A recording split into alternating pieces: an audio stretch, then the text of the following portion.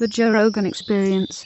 Well, people find great comfort in these belief systems. It gives them sort of, I've often said that it gives them some sort of like a scaffolding for their, just their structure of the world, their ethics, their morals. They can use religion as some sort of a mechanism to help them get by, something that they can climb on to ease some of the confusion of the unknown. I'm sure that's true, but I don't understand why anybody therefore thinks that therefore the religion is true. Why would you think that because it provides you with a scaffold you can climb on, that makes it true? I could understand you erecting a scaffold that was, say, gymnastics or a certain diet or something like that, but a belief about the universe, that's either got to be true or not. And it doesn't make it true just because it's comforting or provides you with a scaffold to climb on.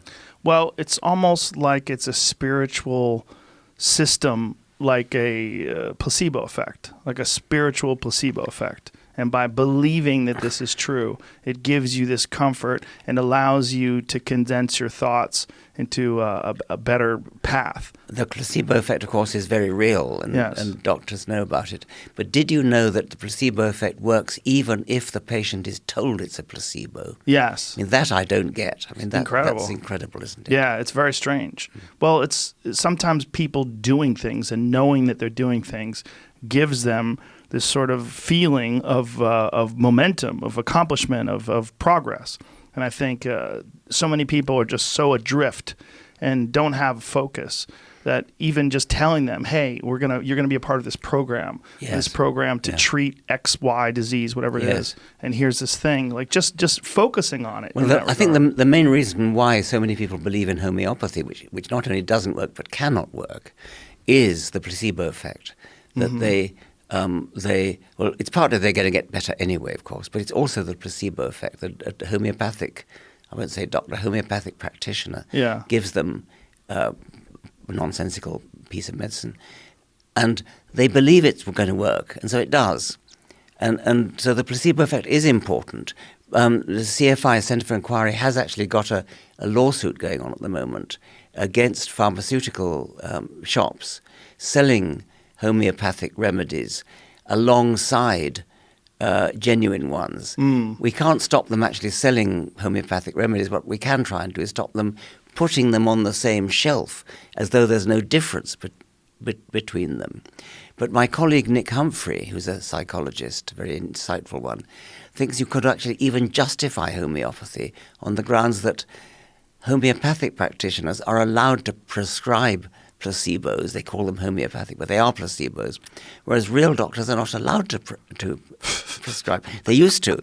Real doctors used to prescribe placebos all the time, but they're now no longer allowed to because it violates human rights.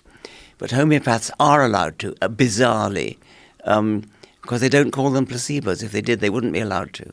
Well, I have a similar thought about chiropractic work. That chiropractors, do relieve pain for some people, but there's no reason why it works. I would not be totally surprised if it worked.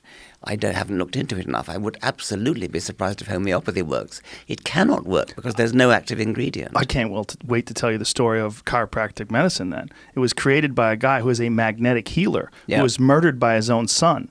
And his son took over the business and started saying that it can cure everything from leukemia to heart disease, everything, all by manipulating the spine. Yes. It was done in the 1800s, and there's no science behind it at all. But yet so many people have found pain relief. And chiropractors today, it's weird to lump them all in together, but many chiropractors today do good work because they incorporate legitimate modalities in terms of like rehabilitation, like cold laser and all these different massage remedies and all these different things that actually physically work.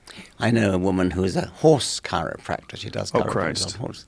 But the point I'm trying to make is that whereas it's an empirical question whether chiropractic works, in the case of homeopathy, it cannot work. Right. Because the dilution is such that there's nothing there physically. Nothing there. Right. There's no chemical reason. Yeah. One of the things they say it can work because water has a memory. But if they could prove that water has a memory, they'd get the Nobel Prize for physics, and they're not going to.